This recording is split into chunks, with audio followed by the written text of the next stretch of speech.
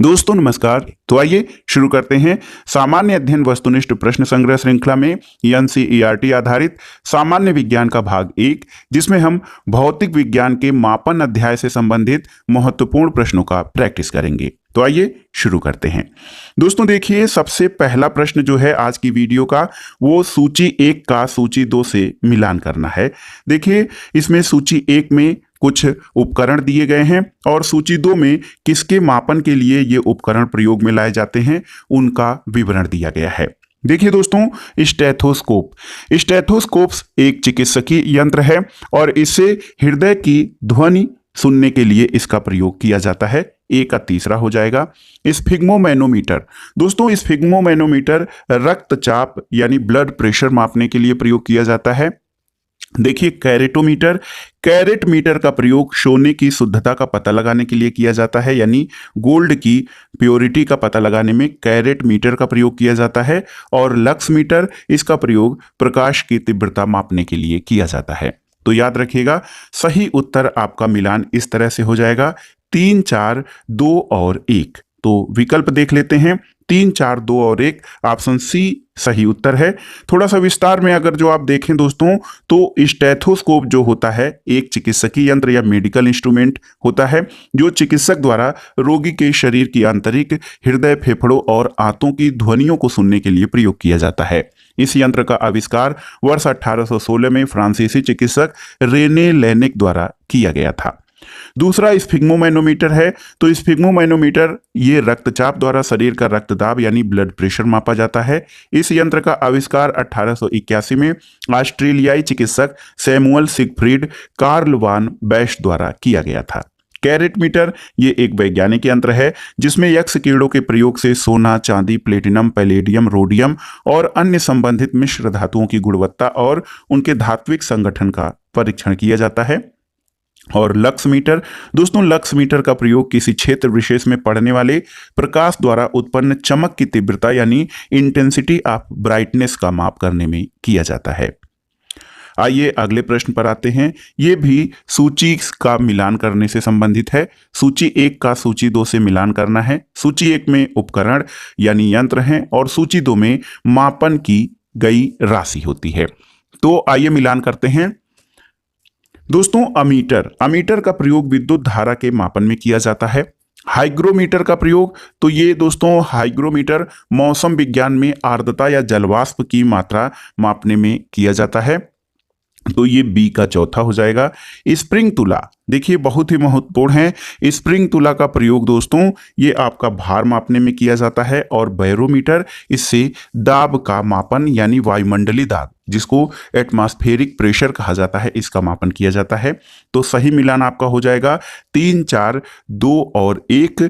तो सही उत्तर आपका 3, 4, 2, 1 में देखिए ऑप्शन बी सही उत्तर हो जाएगा। दोस्तों अमीटर जो होता है ये किसी विद्युत परिपथ में बहने वाली धारा को मापने के लिए प्रयोग किया जाता है और विद्युत धारा को एम्पीयर में मापा जाता है। हाइग्रोमीटर ये मौसम विज्ञान से संबंधित यंत्र है जिसके माध्यम से वायु में आर्द्रता और जलवाष्प की मात्रा मापी जाती है। स्प्रिंग तुला अथवा कमानीदार तुला एक प्रकार का भार मापी यानी वेइंग स्केल होता है। इसमें एक सिरे पर स्प्रिंग लगी होती है और वो सिरा स्थिर होता है और दूसरे सिरे पर हुक लगा होता है और इसी हुक से किसी वस्तु के लटका कर उसका भार ज्ञात किया जाता है। बैरोमीटर के बारे में आप जानते हैं कि बैरोमीटर की सहायता से वायुमंडलीय दाब और दोस्तों वायुमंडलीय दाब का मापन किया जाता है और इस यंत्र का प्रयोग वैज्ञानिकों द्वारा मौसम की भविष्यवाणी करने में प्रयोग किया जाता है। अगला प्रश्न है दोस्तों, पाइरोमीटर किसके मापन में प्रयोग किया जाता है? तो ये महत्वपूर्ण प्रश्न है और ये यंत्र बहुत ही महत्वपूर्ण है। पाइरोमीटर, देखिए दोस्तों ऑप्शन है आपके वायुमंडलीय दाब, आर्द्रता, उच्च ताप या घनत्व। तो सही उत्तर ऑप्शन सी उच्च ताप। दोस्तों पाइरोमीटर का प्रयोग अत्यधिक उच्च तापमान को मापने में किया जाता है और ये मुख्यतः गतिशील वस्तुओं और उन सतहों के मापन के लिए प्रयुक्त होते हैं जिनको कि स्पर्श करना और उस तक पहुंचना संभव न हो। पाइरोमीटर 2 प्रकार के होते हैं। एक तो होता है विकिरण उत्तापमापी यानी रेडिएशन पाइरोमीटर। इसमें गर्म वस्तु से निकलने वाले विकिरण की माप करके वस्तु का तापमान ज्ञात किया जाता है। और दूसरा ऑप्टिकल राइटोमीटर यानी प्रकाशीय उत्तापमापी। इसके द्वारा गर्म वस्तु की चमक के आधार पर उसका ताप ज्ञात किया जाता है। तो याद रखिएगा, पायरोमीटर यंत्र का प्रयोग अत्यधिक उच्च ताप का मापन करने में किया जाता है, जैसे सूर्य का ताप। अगला प्रश्न है दोस्तों, राडार उपयोग में आता है किसमें? प्रकाश तरंगों द्वारा वस्तुओं का पता लगाने में, ध्वनि तरंगों को परावर्तित कर वस्तुओं का पता लगाने में, रेडियो तरंगों द्वारा वस्तुओं की स्थिति ज्ञात करने में, या वर्षा कराने वाले बादलों का पीछा करने में। तो सही उत्तर है दोस्तों, राडार का उपयोग जो है ये रेडियो तरंगों द्वारा वस्तुओं की स्थिति ज्ञात करने में किया जाता है। ऑप्शन सी आपका सही उत्तर है। दोस्तों, राडार का फुल फॉर्म होता है रेडियो डिटेक्शन एंड रेंजिंग। ये किसी वस्तु का पता लगाने की प्रणाली है। इसमें रेडियो तरंगों के प्रयोग से किसी वस्तु की स्थिति, दिशा, गति आदि ज्ञात की जाती है। राडार का उपयोग वायुयान, जहाज और इसके अलावा गाइडेड मिसाइल, मोटर वाहनों आदि की स्थिति का पता लगाने के लिए किया जाता है। अगला प्रश्न है, निम्नलिखित में से भूकंप मापी यंत्र कौन सा है? तो आप जानते हैं दोस्तों, सिस्मोग्राफ जो यंत्र है इसके द्वारा भूकंप, ज्वालामुखी विस्फोट, परमाणु परीक्षण और अन्य विस्फोट के कारण उत्पन्न भूगत यानी मोशन ऑफ ग्राउंड का इसका मापन किया जाता है। रिक्टर स्केल क्या है? तो दोस्तों, रिक्टर स्केल एक लघुगणितीय पैमाना होता है जो 0 से 10 के बीच संख्यांक के माध्यम से भूकंप की तीव्रता, देखिए सिस्मोग्राफ से भूकंप जो है भूकंप का माप किया जाता है, और रिक्टर स्केल भूकंप की तीव्रता मापने का पैमाना है जो 0 से 10 के बीच संख्यांक के माध्यम से भूकंप की इंटेंसिटी अथवा मैग्नीट्यूड या परिमाण मापता है। और इस पैमाने पर अगली संख्या पिछली संख्या से 10 गुना अधिक परिमाण प्रदर्शित करती है। तो याद रखिएगा, भूकंप मापी यंत्र सिस्मोग्राफ है। अगला प्रश्न है दोस्तों, महासागर में डूबी हुई वस्तुओं की स्थिति जानने के लिए किस यंत्र का प्रयोग किया जाता है? तो ये यंत्र है दोस्तों सोनार। दोस्तों, सोनार जो है ये महासागर में डूबी वस्तुओं यानी पनडुब्बी अथवा हिमखंडों का पता लगाने में किया जाता है। सोनार का अर्थ होता है साउंड नेविगेशन एंड रेंजिंग। ये जो है पराश्रव्य तरंगों द्वारा दोस्तों, अल्ट्रासोनिक वेव्स के द्वारा वस्तुओं की स्थिति का पता लगाया जाता है। इन वस्तुओं की या इन तरंगों की तरंग दैर्घ्य कम होने के कारण इन्हें पतले किरण पुंज के रूप में अत्यधिक दूरी तक भेजा जा सकता है। तो याद रखिएगा दोस्तों, महासागर में डूबी हुई वस्तुओं की स्थिति जानने के लिए सोनार का प्रयोग किया जाता है। अगला प्रश्न है दोस्तों, सूची 1 का सूची 2 से सुमेलन करना है और दिए गए कूट से सही उत्तर का चयन करना है।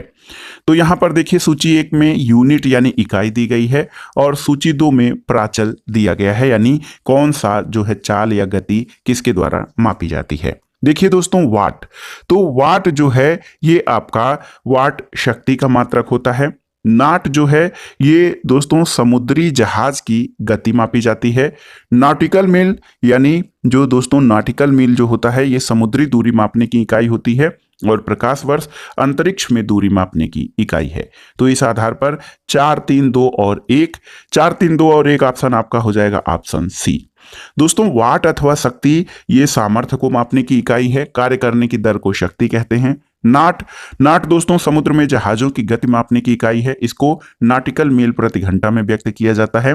और एक नाट 1.852 किलोमीटर घंटा के बराबर होता है। नॉटिकल मील दोस्तों समुद्री दूरी मापने की इकाई एक नॉटिकल मील अक्षांश की 1 मिनट अथवा 1.852 किलोमीटर के बराबर होता है। और प्रकाश वर्ष दोस्तों, ये प्रकाश वर्ष समय का मापन नहीं या वर्ष का मापन नहीं बल्कि दूरी मापने की इकाई है। प्रकाश वर्ष वह दूरी होती है जो प्रकाश द्वारा 1 वर्ष में तय की जाती है, और प्रकाश वर्ष खगोलीय दूरी यानी एस्ट्रोनॉमिकल डिस्टेंस मापने की इकाई है। एक प्रकाश वर्ष 9.46 × 10⁻15 मीटर के बराबर होता है। अगला प्रश्न है दोस्तों, शक्ति का मात्रक क्या है आपको बताना है। तो ऑप्शन है हर्ट्ज, वोल्ट, वाट या न्यूट्रॉन। तो आप जानते हैं ऑप्शन सी आपका सही उत्तर है। शक्ति का मात्रक वाट होता है, और किसी व्यक्ति अथवा मशीन द्वारा इकाई समय यानी 1 सेकंड में किए गए कार्य या उसके काम करने की दर को शक्ति अथवा सामर्थ्य कहते हैं। शक्ति को जूल प्रति सेकंड अथवा वाट में व्यक्त किया जाता है। अगला प्रश्न भी सूची 1 का सूची 2 से मिलान करने के लिए है दोस्तों। यहां पर देखिए, सूची 1 का सूची 2 से मिलान करिए। पहली सूची में जो है राशियां दी गई हैं और दूसरी सूची में उनके मात्रक दिए गए हैं। तो यहां पर आप किस तरह से मिलान कराएंगे। उच्च वेग दोस्तों, उच्च वेग जो है ये उच्च वेग का मात्रक मैक होता है, बहुत ही महत्वपूर्ण है। उच्च वेग को मापने की इकाई मैक होती है। तरंग दैर्घ्य दोस्तों ये एंगस्ट्रॉम में मापा जाता है, दाब को पास्कल में और जल प्रवाह को क्यूसेक में। तो सही उत्तर 1 2 3 4 हो जाएगा। सही मिलान 1 2 3 4 ऑप्शन सी आपका सही उत्तर है। दोस्तों देखिए, मैक जो होता है ये उच्च वेग प्रदर्शित करने का मात्रक है। मैक संख्या वायु में ध्वनि की गति यानी 342 या 343 मीटर प्रति सेकंड की तुलना में वायुयानों अथवा अन्य वस्तुओं की गति को मैक से प्रदर्शित किया जाता है। इसके अलावा कोई तरंग जितनी दूरी के बाद स्वयं को पुनरावृत्त यानी रिपीट करती है, वह दूरी उस तरंग का तरंग दैर्घ्य या वेवलेंथ कहा जाता है। इसको एंगस्ट्रॉम में मापा जाता है। एक एंगस्ट्रॉम 10⁻⁻10 मीटर के बराबर होता है। और दोस्तों दाब तो किसी सतह के प्रति इकाई क्षेत्रफल पर लंबवत लगने वाले बल को दाब कहा जाता है। दाब की इकाई पास्कल है और 1 पास्कल 1 न्यूटन प्रति मीटर स्क्वायर के बराबर होता है। क्यूसेक दोस्तों, क्यूसेक का फुल फॉर्म क्यूबिक फीट प्रति सेकंड होता है और ये प्रवाह की दर यानी द्रवों के फ्लो रेट को प्रदर्शित करता है। एक क्यूसेक 28.317 लीटर प्रति सेकंड के बराबर होता है और क्यूसेक का प्रयोग सामान्यतः नदियों में जल प्रवाह के मापन के लिए किया जाता है। अगला प्रश्न है दोस्तों, एक पारसेक तारों के मध्य दूरियां मापने का मात्रक है, ये किसके बराबर होता है? तो ऑप्शन देख लेते हैं। इसमें सही उत्तर ऑप्शन बी हो जाएगा, 3.25 प्रकाश वर्ष। यानी दोस्तों पारसेक जो है दूरी मापने की बहुत बड़ी इकाई है जो सौर मंडल के बाहर स्थित खगोलीय पिंडों की दूरी मापने में प्रयोग की जाती है। एक पारसेक 3.262 प्रकाश वर्ष के बराबर होता है। तो याद रखिएगा, पारसेक जो है ये तारों के मध्य दूरियां मापने का मात्रक है जो कि प्रकाश वर्ष से भी अधिक बड़ा मात्रक है। अगला प्रश्न है दोस्तों, 1 हॉर्स पावर में कितने वाट होते हैं आपको बताना है। तो ऑप्शन है 1000, 750, 746 या 748। सही उत्तर है ऑप्शन सी, 746। दोस्तों अश्वशक्ति या हॉर्स पावर जिसको शॉर्ट में एचपी कहा जाता है, ये शक्ति मापन की इकाई है। एक अश्वशक्ति 746 वाट के बराबर होती है और अश्वशक्ति शब्द का प्रयोग जेम्स वाट द्वारा वाष्प इंजनों द्वारा किए गए कार्य और बोझ ढोने वाले घोड़ों की शक्ति की तुलना के लिए किया गया था। अगला प्रश्न है दोस्तों, बल का मात्रक क्या है? तो आसान सा प्रश्न है। बल का मात्रक न्यूटन होता है। बल वह बाह्य कारक है जो किसी वस्तु की स्थिति में परिवर्तन करता है या परिवर्तन करने का प्रयास करता है। बल का एसआई मात्रक न्यूटन अथवा किलोग्राम मीटर प्रति सेकंड स्क्वायर होता है। दोस्तों भौतिक विज्ञान का ये जो चैप्टर हम सॉल्व कर रहे हैं, इसका लास्ट प्रश्न है, 1 माइक्रोन बराबर होता है कितने के? देखिए 1/10 मिलीमीटर, 1/100 मिलीमीटर, 1/1000 मिलीमीटर या 1/10,000 मिलीमीटर। तो माइक्रोन दोस्तों, माइक्रोन या माइक्रोमीटर जो है वो देखिए बहुत ही छोटी इकाई होती है। और दोस्तों माइक्रोमीटर सूक्ष्म लंबाई मापने की इकाई है। इसका प्रयोग और रक्त विकिरण, तरंग दैर्घ्य, जैविक कोशिकाओं, जीवाणुओं और रेशों का आकार मापने में किया जाता है। दोस्तों देखिए आसानी से आप अगर जो समझें तो 1 माइक्रोन 10⁻⁻6 मीटर के बराबर होता है और इसे 1/1000 मिलीमीटर भी लिखा जा सकता है। तो ऑप्शन डी आपका सही उत्तर हो जाएगा। अगला प्रश्न और आखिरी प्रश्न है कि 1 नैनोमीटर कितने के बराबर होता है? देखिए यहां पर 10⁻6 सेंटीमीटर, 10⁻7 सेंटीमीटर, 10⁻⁻8 सेंटीमीटर या 10⁻⁻9 सेंटीमीटर।